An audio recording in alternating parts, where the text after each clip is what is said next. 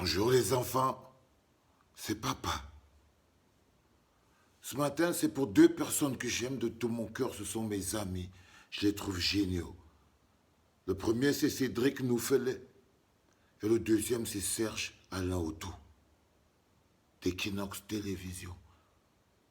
Les gars, il faut arrêter le foutage de gueule. Il est important, je pense, que vous arrêtez un peu le foutage de gueule.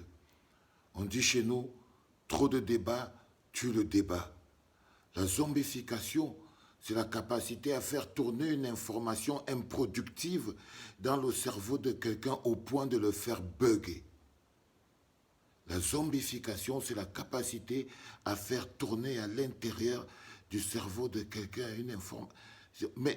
une information tellement vide de sens, une information improductive à une vitesse au point où son cerveau bug.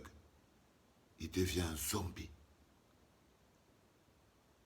Je me suis demandé, et je me pose la question à vous, Cédric Noufelet, et ton autre ami Serge Alain Autou. Que représentent les André Luther Meka, les Charles Ezizan, les Marie-Lise Noala-Bell, les Mandengue, les gars, tous les gars du RDPC que je vois que vous invitez tous les jours dans les plateaux? Qu'est-ce qu'ils représentent à l'échelle du RDPC? Qu'est-ce qu'ils connaissent de la politique du RDPC? Sont-ils responsables de la situation chaotique dans laquelle nous sommes aujourd'hui? Ont-ils le profil nécessaire pour défendre le bilan du RDPC? Moi, les voir à la télé tout le temps, mon cerveau tourne. Et là, je comprends très bien que vous êtes en train de jouer votre rôle d'agent zombificateur. Vous êtes en train de zombifier le peuple. Parce que écoutez les Mandengue, les Charles Elisan, les Marie-Lise Noala-Bell, les gens qui ne sont ni de proche, aucun n'est membre du comité central, aucun a été ministre. Quand vous les invitez, vous les posez des questions, quelles réponses peuvent-ils vous apporter qui peut apporter quelque chose aux Camerounais? À quel niveau ces messieurs-là, ces illustres chômeurs-là, représentent le RDPC? À quel moment André Luther Meka, Charles Elisa, Marie-Lise Bell, machin truc, sont quelque chose dans la machine infernale du RDPC qui broie le peuple et qui doit lui donner des comptes? À quel moment c'est Charles Elisa qui doit venir me rendre les comptes alors que Kavaye Yege Djibril est là? Alors que Niat est là? Alors que les femmes ndongo sont là? Quand vous faites une émission droit de réponse et vous invitez André Luther Meka, il vient répondre à quoi? Ce zozo connaît quoi? Pendant ce temps, les vrais responsables sont à l'abri. Avant, c'était les Hervé Emmanuel comme les Messanga Nyamding, l'autre mec villageois, le gars d'une bête là, je ne sais pas, une majesté comme ça là. Avant, c'était eux qui faisaient ce job. Les mêmes pilleurs jamais ne sont interpellés par vous pour qu'ils viennent nous donner un droit de réponse. Je me suis demandé, mais pourquoi c'est les mêmes cancres qui sont là? Ils ne connaissent même pas les femmes ndongo. Tu crois vraiment que les André Luther Meka, les Charles Elisan, tout ça là, tu crois qu'ils ont déjà croisé même un vrai responsable du RDPC un jour, Jean Niat, machin truc? Est-ce que tu crois qu'ils ont déjà assisté à une quelconque réunion de quoi que ce soit? Quand tu vois ces zozos, est-ce que tu crois à un moment donné que quand eux ils viennent là à la télé, c'est des êtres humains responsables de quelque chose? Non, les gars, tout d'un coup, je me suis dit, il faut que j'interroge un peu ces mecs d'Equinox. Est-ce que vous n'êtes pas au foutage de gueule? Est-ce que vous n'êtes pas au foutage de gueule? Il est important quand même qu'on puisse, à un moment, revenir à l'essentiel et se poser la question fondamentale. Où est Paul Biya? Et quand vous voyez Charles Elizam, est-ce que Charles Elizam peut vous dire où est Paul Biya? Il est qui dans le ndolé du RDPC?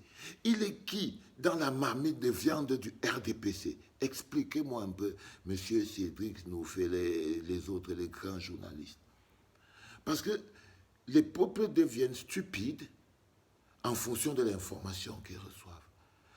La présence de ces messieurs improductifs et insipides dans vos débats n'ont qu'un seul objectif: faire croire aux Camerounais que Paul Biya est là. Mais ils ne sont responsables de rien.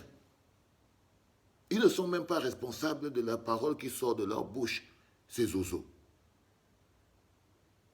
Mais tous les jours, les gars, tous les jours, les gars.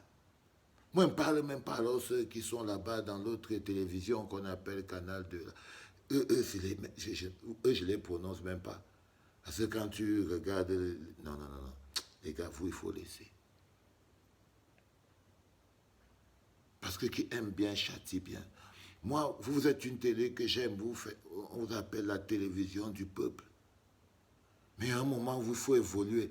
Quand vous n'évoluez pas, quand vous tournez sur place, les mêmes invités, les mêmes challenges, les mêmes invités. C'est pour ça que je me suis demandé à un moment que c'est les journalistes qu'on a au Cameroun. Tu ouvres la télé lundi, Charles Elizan, Mandengue, machin truc, tout ça, patati, improductifs dans la marmite RDPC, ils ne peuvent rien. Ce ne sont même pas les canetons dans le RDPC. Ils ne sont rien. Pourquoi vous nous lavez l'esprit avec des gens qui n'ont pas les réponses à nos préoccupations? Pourquoi vous nous bassinez l'esprit avec des gens qui n'ont pas les réponses, qui ne sont pas responsables de quoi que ce soit? Parce que les autres ont une technique, c'est se cacher derrière. Ils ne parlent que lorsqu'ils doivent sortir pour sortir des grossièretés. Mais jamais un échange question-réponse, de remise en question. Jamais. C'est jamais.